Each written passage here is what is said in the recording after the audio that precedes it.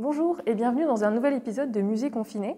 Aujourd'hui, dans les salles consacrées au XXe siècle, je suis Zoé Marty, je suis élève conservatrice au Musée des Beaux-Arts de Rennes et à l'Institut national du patrimoine. Aujourd'hui, on va découvrir une œuvre de Laure Garcin qui s'appelle Passage dans le temps et l'espace et qui date de 1936. Elle a été déposée par la Fondation Calvé au Musée des Beaux-Arts de Rennes.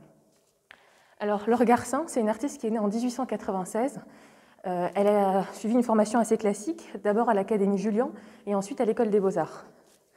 Dès les années 1930, elle va rentrer dans une phase de création assez expérimentale.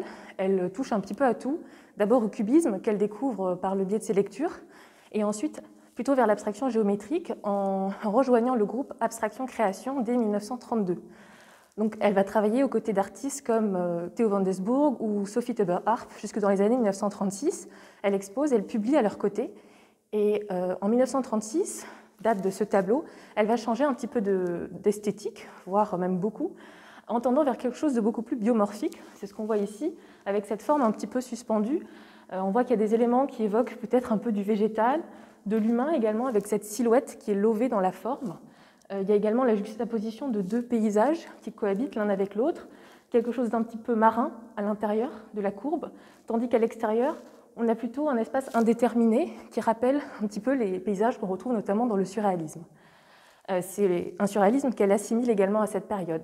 En 1936, Laure Garcin, elle défend et elle définit son art comme étant un art de synthèse symbolique. Pour elle, c'est un moyen d'exprimer son moi profond en écho avec son intérêt pour la psychanalyse.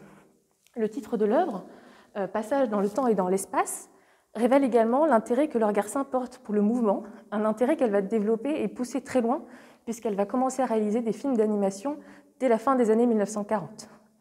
La production de Laure Garcin, c'est également une production écrite assez riche, axée sur la critique d'art, mais également sur la recherche. Elle va réaliser une thèse consacrée à la représentation du rêve dans les arts visuels.